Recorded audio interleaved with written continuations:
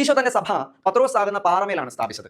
ആദ്യത്തെ മാർപ്പാപ്പയായി പത്രോസ്ലിഹ അറിയപ്പെടുന്നു. ഇന്ന് വിശുദ്ധ പത്രോസ്ലിഹയുടെ സിംഹാസനവും സെയിന്റ് പീറ്റേഴ്സ് ബസിലിക്കയും ഒക്കെ വത്തിക്കാനിലുണ്ട്. സഭയുടെ ആദ്യ തലവൻ എന്ന നിലയിൽ ദൈവം തന്റെ സഭ സ്ഥാപിക്കാൻ പത്രോസിനെ പ്രത്യേകം തിരഞ്ഞെടുത്തു എന്ന നിലയിൽ പത്രോസ്ലിഹയുടെ ചരിത്രം എന്തുകൊണ്ടും വിശ്വാസ ജീവിതത്തിൽ ഒരു മാതൃകയാണ്. വീണു പോയാലും വീണ്ടും എഴുന്നേറ്റ് ക്രിസ്തുവിന് വേണ്ടി ജ്വലിക്കാനുള്ള മാതൃക. പത്രോസ്ലിഹയെ കുറിച്ച് കൂടുതൽ അറിയുക എന്ന ലക്ഷ്യത്തോടെ വിശുദ്ധ പത്രോസിന്റെ ഓർമ്മകളും ജീവിതവും സാക്ഷ്യങ്ങളും ഉൾപ്പെടുത്തിക്കൊണ്ട് പെട്രോസ് ഇനി എന്ന പേരിൽ വത്തിക്കാനിൽ ഒരു എക്സിബിഷൻ ആരംഭിച്ചു. വിശുദ്ധ പത്രോസിന്റെ ബസിലിക്കയും മൈക്രോസോഫ്റ്റും ചേർന്നാണ് പ്രദർശനം ഒരുക്കിയിരിക്കുന്നത്. മറ്റൊരു കാര്യമുള്ളത്, ബസിലിക്കയുടെ ഉത്ഭവവും നിർമ്മാണവും മുതൽ നൂറ്റാണ്ടുകളായി അതിന്റെ എല്ലാ പരിണാമങ്ങളും ഉൾച്ചേർത്തുകൊണ്ടുള്ള ചരിത്രയാത്രയായി കൂടിയാണ് പ്രദർശനം നടക്കുന്നത്.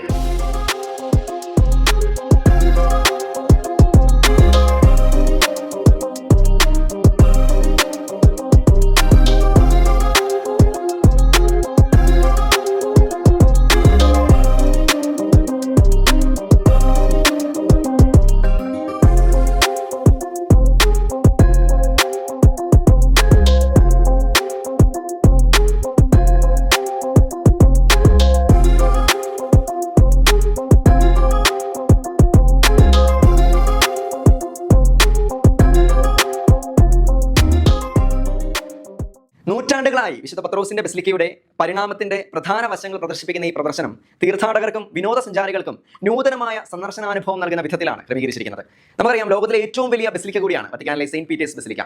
അപ്പസ്തോലന്മാരുടെ തലവനായ വിശുദ്ധ പത്രോസിന്റെ ചരിത്രവും ലോകത്തിലെ ഏറ്റവും വലിയ ബസിലിക്കയെക്കുറിച്ചുള്ള ആഴത്തിലുള്ള പഠനവുമാണ് പ്രദർശനം. തന്നെയുമല്ല, ഇതിന് നൽകിയിരിക്കുന്ന പേര് ഏറെ കൗതുകം ഉണർത്തുന്ന ഒന്നാണ്. പെട്രോസ് എനി എന്നാൽ പത്രോസ് ഇവിടെ ഉണ്ട് എന്നാണ് അർത്ഥം. നൂറ്റാണ്ടുകളായുള്ള ദേവാലയത്തിലെ മാറ്റങ്ങൾ ഉൾച്ചേർത്ത് ആത്മീയത, കല, സാങ്കേതിക വിദ്യ എന്നിവ ഇഴചേർന്ന ഒരു യാത്രയാണ് ഈ പ്രദർശനം. ബസിലിക്കയുടെ താഴികക്കൂടത്തെ പിന്തുണയ്ക്കുന്ന തൂണുകളിൽ ഒന്നിനുള്ളിൽ സ്ഥിതി ചെയ്യുന്ന ഓക്ടാഗണൽ മുറികൾ എന്ന ഭാഗത്താണ് പ്രദർശനം ഒരുക്കിയിരിക്കുന്നത്. എല്ലാ ദിവസവും രാവിലെ 8 മുതൽ വൈകുന്നേരം 5 മണി വരെയാണ് പ്രദർശനം.